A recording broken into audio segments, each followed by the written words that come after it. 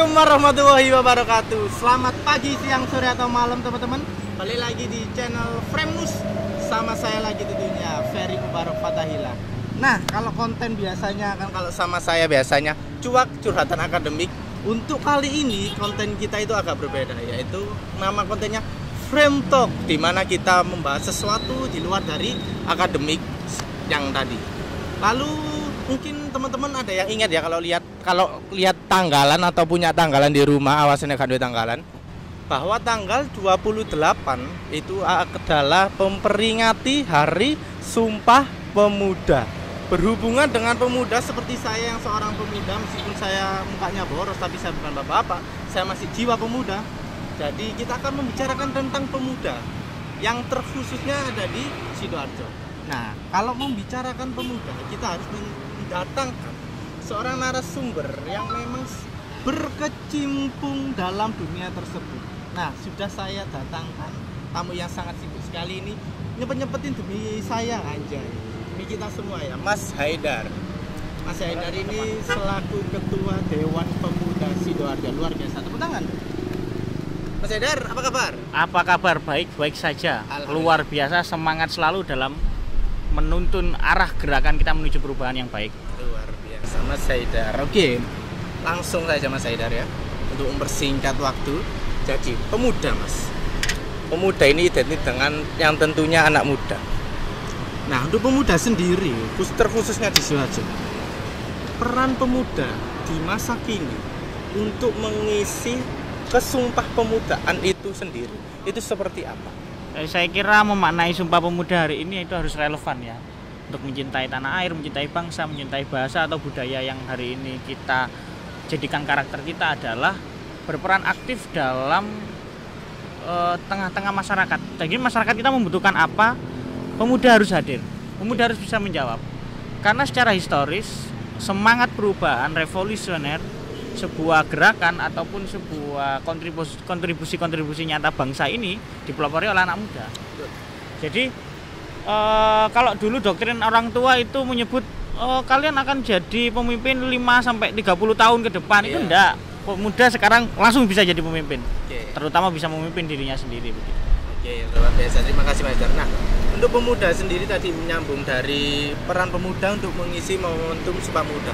Nah, Mas Haidar sendiri ini ketua dari Dewan Pemuda Sidoarjo. Nah, untuk dari Dewan Pemuda Sidoarjo sendiri mengisinya atau program-programnya untuk kedepannya Sidoarjo itu seperti apa? Sebenarnya ini adalah gagasan yang out of the box dari Pak Bupati. Melalui perbubnya kita akan ada SK Bupati berkaitan dengan Dewan Pemuda Sidoarjo, tetapi kita nyebutnya adalah Sidoarjo Youth Connect. Jadi bagaimana kita itu menjadi sebuah konektivitas keberagaman potensi. Jadi potensinya teman-teman pemuda ini banyak, mulai dari sinematografi, influencer, bahkan teman-teman banyak yang hacker, kemudian skateboard, pecinta satwa. Ada banyak potensi yang itu menjadi sebuah kekayaan potensi Sidoarjo gitu. Kekayaan hal yang kreatif di Sidoarjo.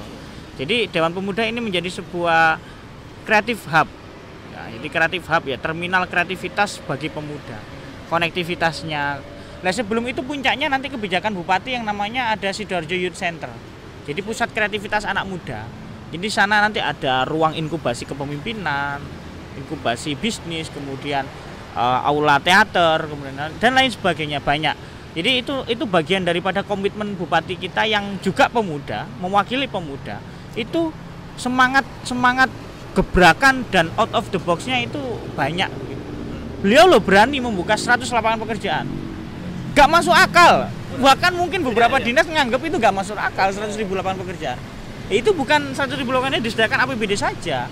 Itu bisa jadi kerjasama industri, kelompok kreatif, menciptakan wirausahawan muda baru. Itu bagian daripada lapangan pekerjaan. Jadi seperti itu, dorongan kemandirian itu. Kemudian ada 10.000 beasiswa. Wah, bisa jadi itu ada anak-anak yang kurang mampu misalnya, yang ingin melanjutkan kuliahnya bisa masuk ini. Teman-teman yang punya prestasi akademik, kepeloporan masyarakat, bahkan volunteer bencana alam, volunteer vaksinasi itu bisa juga dapat 10.000 beasiswa ini. Termasuk orang-orang yang bisa berkhidmat pada agamanya begitu. Itu salah satu appreciate pemimpin kita dalam rangka mewujudkan kabupaten yang bisa dipelopori oleh anak muda. Pemuda tadi. Iya, pemuda. Jadi bagi saya itu terutama menyediakan ruang terbuka yang bisa dipakai oleh anak muda 24 jam dalam mengasah potensinya, yakni Sidoarjo Youth Center. Nah, itu yang jadi gedung ini itu adalah simbol sebenarnya. Tetapi Dewan Pemuda atau Sidoarjo Youth Connect itu bagian daripada menghidupi ruhnya, substansinya daripada Youth Center itu. Jadi kayak gitu. Oke, seperti itu berarti Dewan Pemuda ini adalah wadah sebagai untuk para pemuda yang ingin mengekspresikan bakatnya, keinginannya dalam ya mungkin seperti tadi banyak kita terbatas di luar itu senoma yang katanya ini masih muda masih gini. Kita kelompok kerja yang dibentuk oleh Pak Bupati untuk percepatan pembangunan daerah dan peningkatan sumber daya manusia dalam hal ini pemuda. Jadi itu. Jadi bukan diksi mewadahi, tapi lebih diksi fasilitator perubahan, fasilitator kepeloporan. Jadi kita hanya mengkoneksivitaskan gitu. Ya teman-teman muda di Sidoarjo ini luar biasa semua. Lihat.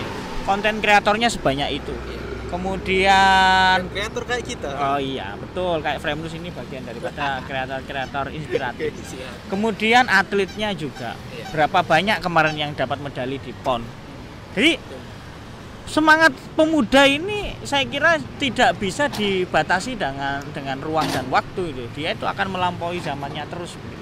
Belum nanti tokoh pemikirnya, aktivisnya, teman banyak dokter muda juga dan lain sebagainya. Jadi kita itu punya kebanggaan karena kita pemuda. Jadi rugi pemerintahan daerah, rugi siapapun pemimpin yang tidak melibatkan anak muda dalam karya pembangunan daerahnya. Nah, untuk pemuda sendiri, mungkin kalau pemuda yang seperti itu hanya sebagian, mungkin beberapa saja, mungkin hanya beberapa persen. Sedangkan banyak mindset terutama orang-orang tua kita bahwa pemuda itu anak nonoman sekarang di jalan lihat mungkin mindsetnya jelek, banyak yang balapan liar seperti itu kita contohkan dan itu memang benar. Nah, pertanyaan saya adalah bisakah atau adakah cara supaya mengajak anak-anak yang mindsetnya jelek, pemuda yang mindsetnya jelek tadi kita ajak ke lingkungan kita sehingga kita arahkan untuk menuju sekiranya lebih baik lah debatnya, yang pasti lebih baik. Tentunya ada konsep-konsep dari kita yang nanti kita bisa kerjasamakan dengan komunitas kepemudaan, dengan pemerintahan, dengan kepolisian, bahkan kepada di Kodim juga ya, tentara, TNI, Polri dalam hal ini. Itu kami ada komisi A itu menyangkut berkaitan dengan pendidikan karakter. Jadi pendidikan karakter itu bisa mengatasi bahaya destruktif. Jadi bahaya destruktif itu apa ya? Melalui anti narkoba, anti HIV/AIDS, atau kita bisa ngomong sex education, kemudian bahaya radikalisme. Jadi terutama pergaulan bebas. Bagaimana kita juga meningkatkan upaya integritas itu melalui pemuda, supaya nanti kalau pas jadi pejabat itu punya aura positif dalam menjaga moralitas bangsa. Dalam kita juga bisa nanti juga menjadi pejabat yang anti KKN, korupsi, kolusi dan nepotisme. Itu harus dipelopori semangat pendidikan karakter. Jadi nomor 1 itu adalah karakter. Pendidikan karakter. Betul. Jadi kalau mengatasi teman-teman pemuda itu yang pertama memang mulai dari pikirannya. Jadi nanti forum diskusi, pelatihan-pelatihan, workshop itu selalu kita gaungkan dengan kerjasama banyak pihak. Semua elemen kita sentuh. Untuk apa? Supaya nanti mulai dari pikiran itu berbuah apa? Buah dalam perilaku. Perilaku berbuah dalam apa? Berbuah dalam karakter berbuah dengan apa? Kebiasaan. Kebiasaan berbuah dengan apa? Takdir. Jadi mulai dari pikiran itu bisa jadi takdir, merubah takdir hidupnya. Iya, luar biasa. Jadi message-nya dibangun supaya kita menjadi orang yang berkarakter, sehingga saat kita menjadi pejabat itu kita tidak melakukan korupsi, apalagi yang mau jadi pejabat. Tidak semua pemuda juga mau pejabat. Saya mau. Kalau pemuda hari ini tidak mau mengisi ruang-ruang pejabat yang hari ini diisi oleh teman-teman orang-orang yang kurang integritas, maka rugi. Jadi jangan sampai hanya bisa mengkritik di luar. Betul. Harus bisa mengisi dan ayo kita rubah sistemnya lebih baik. Betul sekali. Jangan sampai sare atau tidur pas di forum ya Itu mungkin saking capeknya memikirkan masyarakat sehingga sampai ketiduran. Tentunya itu kan positif kita adalah capek-capek di rumah mikirin rakyatnya, Iya, betul. kemudian tidak sempat jalan-jalan, atau jalan-jalannya juga dibuat mikir rakyat sehingga Iya. pas sidang dia tidur. Iya. Bahkan pas tidur itu katanya mimpiin rakyat juga loh, luar biasa. Oh iya. Saking mikiran rakyatnya. Iya. Oke, lanjut. Oke, Mas, pemuda yang pasti kita mengikuti perkembangan zaman. Nah, sekarang itu kalau kita lihat di Indonesia itu banyak sekali pemuda-pemudi yang mengikuti kayak apa sih?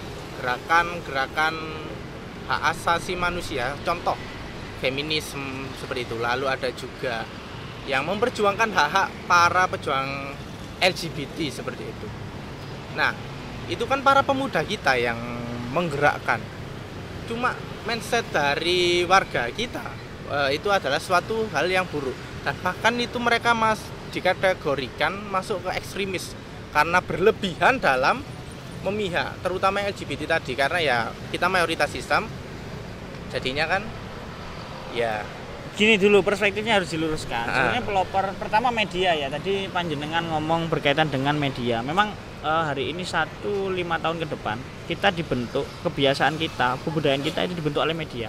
Jadi peran media ini sangat strategis dan masif untuk memberikan pengaruh dalam menentukan kayak apa sih kehidupan kita. betul.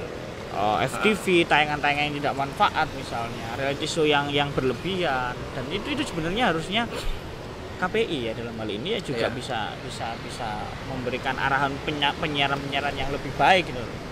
Edukasi. Jadi hari ini pemuda harus eksis ya. Jadi selain pemuda itu punya substansi yang baik, pemikiran yang baik, harus eksis. Jadi eksistensi dan esensialisme.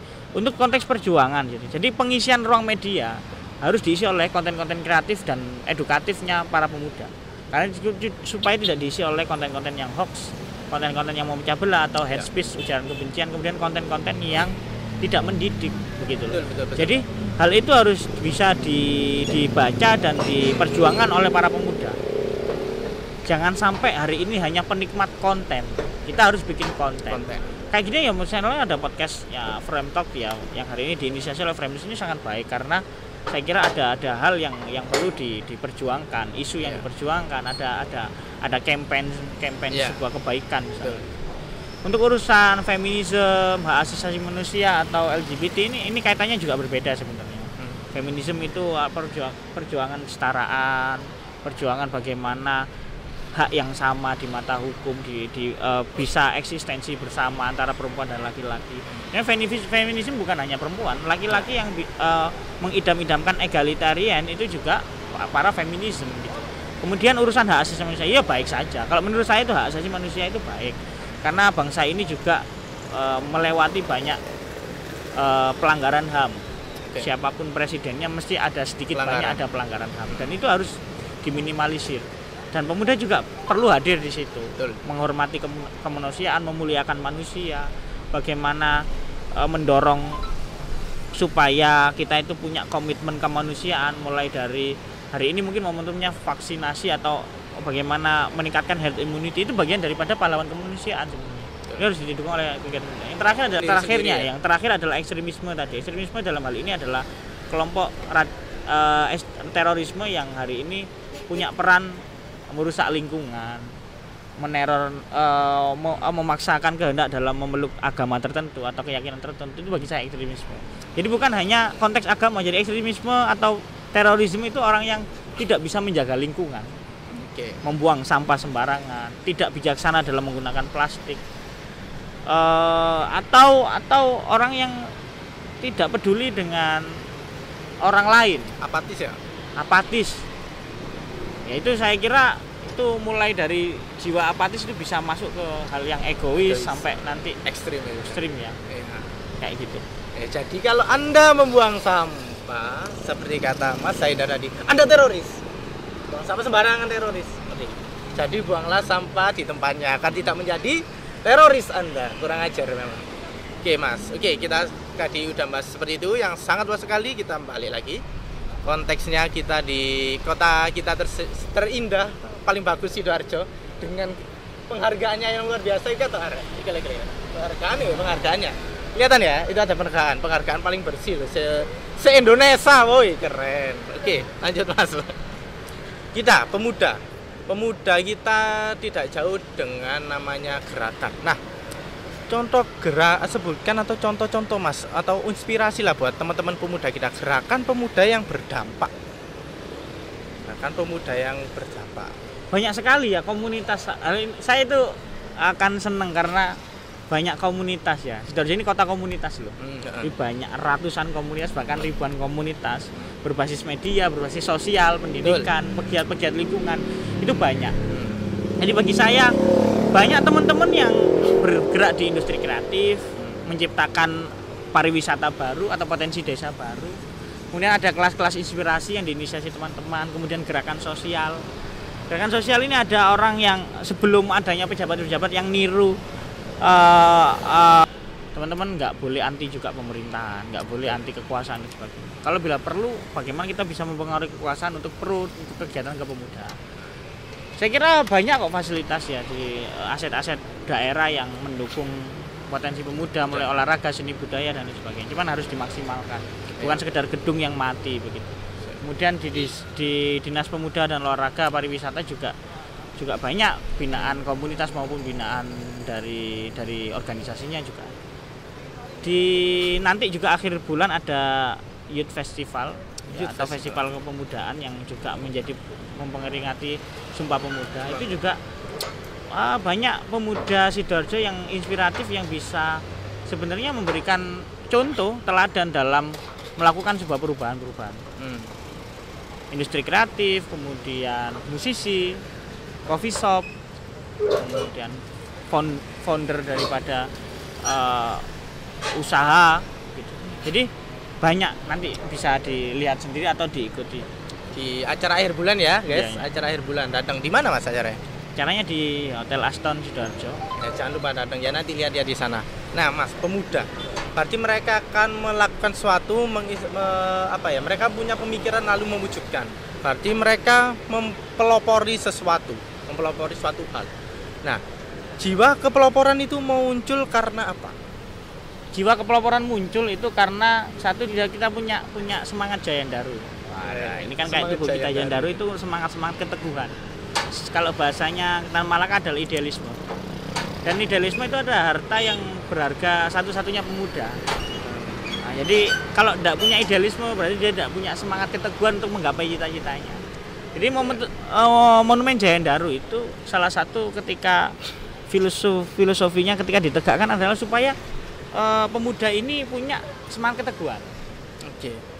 Nah, semangat keteguhan untuk menggapai cita-citanya. Yang kedua adalah semangat pemberdayaan. Berdaya itu dalam rangka juga mandiri, berdikari gitu. Semangat pemberdayaan ini kalau kita kembali ke makna Sidoarjo atau Sidoarjo itu adalah kemandirian, rejo, kaya, mandiri, tercukupi. Jadi orang Sidoarjo kalau nggak mandiri, kalau nggak kaya, kalau nggak tercukupi, rugi. Ya kan pernah Sidokare, Sidongire. Ya. Transisinya menuju Sidoarjo. Harjo kita, makmur kita, sejahtera. Orang Sidoarjo harus sejahtera, harus mandiri. Gitu. Bahkan ada anugerah dari Mojopahit. Namanya salah satu candi di Sidoarjo Porong, namanya Candi Pari. Itu dalam rangka apa? Sebenarnya waktu itu krisis ekonominya berkepanjangan di Mojokerto. Kemudian disupport dengan adanya padi yang ada di situ. Melimpah ruangnya padi yang di Sidoarjo disupport untuk itu. Makanya Kerajaan Mojopahit ngasih namanya Candi Pari. Candi Pari. Oh, gitu. Seperti itu. Baru tahu? Iya, baru tahu. Pemuda Sidoarjo baru tahu. Astagfirullahaladzim. Kalian juga ya baru tahu ya? Baru tahu. Yakin lah baru tahu pisan. Terima kasih pada Jaban Pemuda yang beritahu. Semangat keteguhan, semangat pemberdayaan. Yang terakhir adalah semangat kolaborasi. Semangat kolaborasinya itu adalah saya mencontohkan salah satu ide kita kecil mungkin. Di antara beberapa ide kita. Ya. Gerai vaksinasi 24 jam. Wih. Saya mengusulkan ini melalui via WA ke Pak Kapolres. Via WA. Pak, pelayanan vaksinasi itu harus efektif, harus dinamis. Melalui apa? Vaksinasi 24 jam. Agar yang teman-teman yang kerja bisa mampir, teman-teman yang tidak tidak bisa di hari-hari efektif juga bisa mampir. Dan pelayanannya juga efektif karena apa? Kapanpun bisa. 24 jam. Sampai vaksinasi 100% Pak Kapolres statementnya. Oke, siap. Itu adalah gagasan out of the box yang mengawali untuk pemuda mengisi semangat Sumpah Pemuda. Karena hari ini apa cara kita mencintai tanah air dengan konkret adalah bagaimana kita ikut menekan angka COVID rendah dengan apa? Vaksinasi. Betul. Meskipun kami di Pemuda tidak punya alat vaksinasi, kemudian vaksinatornya ada tenaga kesehatan, kita hanya bisa input data. Tapi kita ngajak kolaborasi. Mulai Dinas Kesehatan, Pemkab hari ini oleh Gus Bupati Sidoarjo juga sangat gentol ya percepatan vaksinasinya. Kemudian kepolisian, Dinsos ya, dan ini support ya. Kemarin kita juga lansia, disabilitas, kelompok-kelompok rentan yang belum tersentuh vaksin. Kita juga mengusulkan itu agar vaksinasi. Itu fungsi baiknya kolaborasi. Itu fungsi baiknya kolaborasi. Jadi kita saling melengkapi. Oke, thank you Mas. Seperti itu ya. Jadi peran kepemudaan di Sidoarjo sendiri itu nggak hanya seperti itu. Mereka juga yang paling penting tadi disebutkan. Yang terakhir, berkolaborasi dengan semuanya demi mewujudkan Sidoarjo yang terbaik tentunya. Karena kalau untung-untungnya buat siapa sih? Kalau nggak buat kita sendiri, buat kita semua, buat seluruh warga Sidoarjo. Seperti itu. Nah, berarti ini untuk lokasi Mas ya. Tadi kan ada vaksin 20 jam. Untuk lokasi poskonya di mana Mas? Ya di sini. Ini kita di Bundaran Gor ya, sebelah kanannya kalau dari barat sebelah kanannya, jadi putar balik dulu. Ya. Taman Pinang, di lokasinya Taman Pinang dan sampingnya McD, sampingnya McD. 24 jam. Teman-teman yang belum sempat vaksin dosis 1 atau dosis 2 bisa langsung ke sini. Langsung ke sini aja Mas ya. Langsung diajak orang tuanya, gebetannya, keluarganya, semuanya boleh vaksin. Istrinya sama pacarnya diajak sekaligus. Bahkan orang luar Sidoarjo yang ada di Sidoarjo boleh mampir ke sini untuk yang belum vaksin. Oke, siap. Jadi ya nggak ada alasan nggak ada tempat vaksin. Di sini ada posnya. Buka 24 jam sampainya McD Pas ya. Oke. Luar biasa. Sebenarnya makasih Mas ya. Sebelum kita tutup mungkin ada pesan untuk pemuda-pemuda kita. Ya, closing statement ya. Iya. Saya kira itu tadi ada banyak pesan ya. Yang jelas adalah pemuda itu simbol perubahan. Simbol kepeloporan. Simbol semangat kolaborasi. Jadi kita harus kembali lagi meneguhkan jiwa kita. Sudah tidak saatnya kita saling serang. Tapi kita sudah harus saling sharing, saling melengkapi, saling mengisi satu sama lain. Karena nggak elok kalau hari ini pemuda kok tabrakan dengan pemuda, saling mendukung lah. Beda pendapat adalah rahmat, tapi semakin banyak beda pendapat itu adalah penguatan ide tersebut. Karena perbedaan itu adalah sebuah gennya bangsa Indonesia kita.